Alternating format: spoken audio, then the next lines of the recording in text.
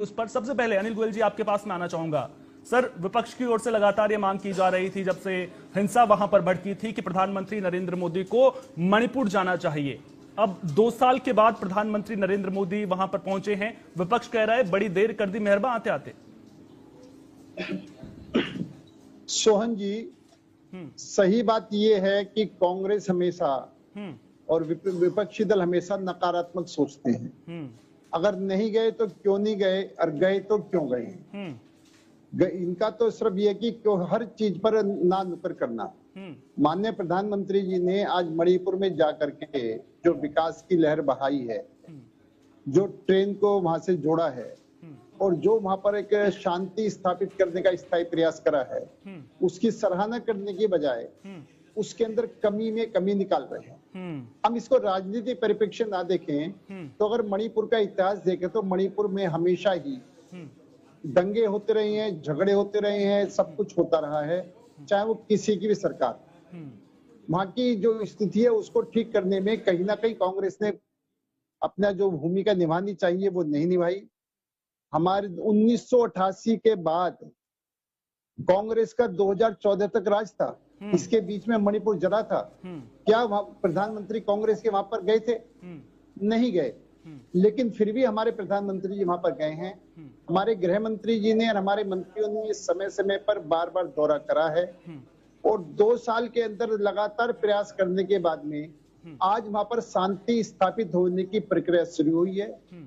आज के कई जो भव्य कार्यक्रम हुए हैं, जो उनका स्वागत हुआ है और जो मणिपुर में शांति, स्थायी शांति की तरफ मणिपुर बढ़ रहा है, इसको बधाई देने के लिए की बजाय ये कमियां निकाल रहे हैं। नहीं, कांग्रेस पार्टी तो सीधा, अनिल जी, कांग्रेस पार्टी तो सीधा सवाल पूछ रही है कि अगर शांति स्थापित करने की कोशिश अब हो रही है, अगर वो पहले हो जाती तो फिर क्या दिक्कत थी? जब वहां पर हिंसा भड़की थी 2 साल पहले, उसके बाद अगर प्रधानमंत्री नरेंद्र मोदी वहां एक बार चले जाते तो वहां पर क्या दिक्कत थी?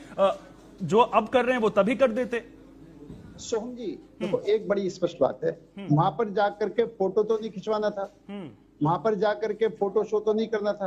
अगर कोई 2 समुदाय में झगड़ा है, एक दूसरे पर मतलब एक दूसरे के खून के प्यासे हैं, तो उसको शांति के रास्ता अपनाना पड़ता है, उनके लिए तैयारियां करनी पड़ती है, उनके लिए भूमिका जमानी पड़ती है। और पिछले 2 साल से हमारे गृह मंत्री जी, हमारे बाकी मंत्री वहां पर जाकर के समय समय पर वो लगातार प्रयास करने का परिणाम आया है और लगातार प्रयास करने के बाद अब उसको पूरी तरीके से स्थापित करने के लिए माननीय प्रधानमंत्री जी गए हैं। तो आप ये जो चीजें एकदम आग सुलग रही हो, तो उनके जाति आग शांत होगी या उसके शांति के प्रयास करने, या वहां पर जाकर के उनकी फोटो खिंचवा करके भाई प्रधानमंत्री दौरा करे वापिस आना है? हमें वहां शांति चाहिए या प्रधानमंत्री का फोटो वहां पर चाहिए? और निश्चित तौर पर उन्होंने हमारी पूरी सरकार ने दिन रात एक करके, हमारे मंत्रियों ने दिन रात एक करके वहां पर उन्होंने जो जिनके प्रयास हुए, माननीय गृह मंत्री जी का जो प्रयास है वो आज सामने आया है, उसमें प्रधानमंत्री ने जाकर के उसको और पक्का करा है। सही मायनों में सरकार के लगातार प्रयास होने के बाद में रिजल्ट आया है। वहां पर सिर्फ फोटो खिंचवाने के लिए जाना नहीं था, हमें मणिपुर में शांति स्थापित करनी थी, मणिपुर को विकास के रास्ते पर लाना था। आज आप ये देखें नॉर्थ ईस्ट कितनी अधिक विकास पर चल रहा है। यहाँ पर जितनी परियोजनाएं शुरुआत करी है, जितना विकास की बात करी है, आज जो कुकी और मैती समाज है जो एक दूसरे दुश्मन था, आज उसमें शांति स्थापित करने का प्रयास करा गया। आज उसके परिणाम हमारे सामने आ रहे हैं। हमको सही मायनों में ऐसे कामों की प्रशंसा करनी चाहिए। जहां पर सरकार गलत है उसको कटघरे में खड़े करने का विपक्ष का अधिकार है, लेकिन अगर बिना बातों कमी निकालोगे तो जनता इसको स्वीकार नहीं करती। अनिल जी, आपने कहा कि तैयारी करने में वक्त लगता है। आप कह रहे हैं कि वहां पर शांति स्थापित करने के लिए सरकार के द्वारा जो कदम उठाए गए हैं उनकी तारीफ करनी। अब असली मुद्दों से हटा जाए, इसलिए बीजेपी जो है वो नैरेटिव चेंज करने की कोशिश कर रही है, जो असल मुद्दे हैं उनसे ध्यान भटकाने की कोशिश करती हुई नजर आ रही है। अनिल जी, गंभीर आरोप लग रहे हैं कि नैरेटिव सेट करने की कोशिश अब की जा रही है, चेंज करने की, माफ कीजिएगा। आपसे सवाल यह भी है कि चलिए, आप लगातार ये कह रहे हैं कि 2 साल वहां पर कुकी और मैतेई के बीच में जो संघर्ष चल रहा है उसको समाप्त करने के लिए कदम वहां पर लगातार उठाए गए हैं। लगातार जो एक समाज है, एक वर्ग है इन दोनों में से, वो लगातार एसटी दर्जे की मांग कर रहा था। उसके बाद हाईकोर्ट के द्वारा वहां पर आदेश दिया जाता है, जिसके बाद वहां पर दूसरा समुदाय आक्रोशित हो जाता है क्योंकि वो पहले से एसटी के दायरे में आता है। इसके अलावा कुकी जो है अलग प्रशासन की मांग कर रहा है और सरकार के द्वारा भी जो लगातार कुकीज पर, जो कुकी वहां पर है समुदाय, उस पर जिस तरह से आरोप लगाए जाते रहे, ड्रग तस्करी के आरोप वहां पर लगाए जाते रहे, म्यांमार से ड्रग तस्करी का आरोप लगा, क्या ये सारी वजहें रही हैं जो हिंसा भड़की है वहां पर? क्योंकि ये मूल वजहें हैं इसकी। अगर इसको रोकने की कोशिश आपके द्वारा की गई है तो क्या कुछ कदम इन 2 सालों में उठाए गए हैं और क्या इस बात की गारंटी है कि आगे जब वहां पर फिर से अगर सरकार बनती है तो इस तरह के हालात पैदा नहीं होंगे? क्योंकि फरवरी 2026 तक जो है राष्ट्रपति शासन को वहां पर आगे बढ़ाया गया है। सोहन जी, मैं पहले बड़ा स्पष्ट कहा था, दोबारा रिपीट कर रहा हूं कि मणिपुर अभी से नहीं जला, पहले भी बहुत अधिक जला है। हमारे पहले भी बहुत दंगे हुए हैं, बहुत समस्या रही है। कांग्रेस के राज में भी इस किस्म की समस्याएं रही है। 1988 से लेकर के 2014 तक कांग्रेस का कोई भी प्रधानमंत्री मणिपुर नहीं गया, जबकि मणिपुर जलता रहा। मेरा कहने का तात्पर्य यह है कि हमने निश्चित तौर पर इन 2 साल के अंदर कुकी समुदाय, मैतेई समुदाय, वहां की सारी समस्याओं को देख करके, सारे चीजों को ऊपर काम करके हमने माहौल बनाने की कोशिश करी, चीजों को कैसे शांति स्थापित करी जाए। वहां पर चाहे ड्रग्स का मामला हो, चाहे वहां पर झगड़े के मामले हो, चाहे माफियाओं का मामला हो, यानी अगर मणिपुर की हालत जो खराब हुई है वो एक रात में नहीं हुई।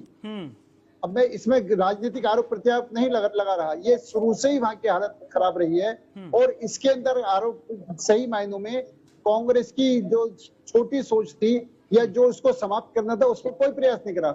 आपने वहां के विकास की बात नहीं करी। आज हमने रेलवे नेटवर्क से उसको जोड़ा है, आज गांव-गांव में सड़क बनाने की बात कर रहे हैं, आज पूरे विकास की बात कर रहे हैं। जितना अधिक वहां पर विकास होगा, आप ये बात देखेंगे कि जहां बेरोजगारी होती है, जहाँ के लोगों की आर्थिक स्थिति खराब होती है, वहां पर स्थिति ज्यादा खराब होती है। तो हमने वहां पर रोजगार बने, लोग आगे बढ़े, लोगों को पूरे भारत से नेटवर्क से जोड़ा जाए। अब 3-3 एक्सप्रेस ट्रेनों को उद्घाटन करा है। वहां पर जितना भी डेवलपमेंट का काम करने की जरूरत है वो तेजी के साथ में, और पूरे मणिपुर की बात नहीं, मैं नॉर्थ ईस्ट के डेवलपमेंट की बात भी कर रहा हूँ कि माननीय प्रधानमंत्री जी ने हमारे देश, पूरे देश के हर कोने का विकास हो, पूरा देश विकास में रहे, पूरा देश साथ चले, उस सबको ध्यान में रखते हुए उन्होंने नॉर्थ ईस्ट पर भी जितना काम करा है वो निश्चित तौर पर काबिले तारीफ है। और माननीय प्रधानमंत्री जी कहते हैं मेरा पल पल और मेरा कण कण देश के लिए लगे। मैं देश के लिए काम करना चाहता हूँ, देश के विकास के लिए काम करना चाहता हूँ, पूरे देश के हर हिस्से में विकास हो, पूरा देश आगे बढ़े, पूरे देश के युवाओं को काम मिले। तो उन सबको ध्यान में रखते हुए आज हमने पूरी 2 साल तक हमारे सारे मंत्री वहां पर गए हैं, सारा प्रशासन लगा है, सारी चीजों को ठीक करने का प्रयास करा है, समुदाय के लोगों से बात करी है, सभी की समस्याओं को ध्यान से सुना है, सबकी समस्याओं को समाधान के लिए कोई ना कोई रास्ता निकालने का प्रयास करा है और आज उसका परिणाम है कि मणिपुर शांति की तरफ चल रहा है। आज मणिपुर शांति की तरफ चल रहा है तो बजाय इसको कि इनको इसका करना चाहिए कि हम सबको चीजों को शांति स्थापित करने का प्रयास करना चाहिए, ना कि भड़काने की प्रयास करना चाहिए। ये हर जगह पर ये भड़काने में, एक से सुनिए, एक तो ये भड़काने प्रयास करते हैं, दूसरे ये मुद्दों से भटकाने की जो बात कह रहे हैं। आप ये बताओ, क्या मणिपुर का विकास नहीं होना चाहिए? क्या मणिपुर में प्रधानमंत्री जी नहीं जाना चाहिए? क्या मणिपुर में रेलवे नेटवर्क के नहीं जुड़ना चाहिए? इसे मुद्दे भटकाने की क्या बात है? अगर वो पूरे देश के प्रधानमंत्री है, पूरे देश में विकास होना चाहिए, जहां जहां पर आवश्यकता वहां पर विकास कर रहे हैं, गांव-गांव सड़क, हर गांव में सड़क पहुंचाना है, हर गांव का विकास करना है, तो आप काम करने को मुद्दों से भटकाने की बात कहेंगे तो जिस जाकी रही भावना जैसी, ताको सूरत दिखी वैसी।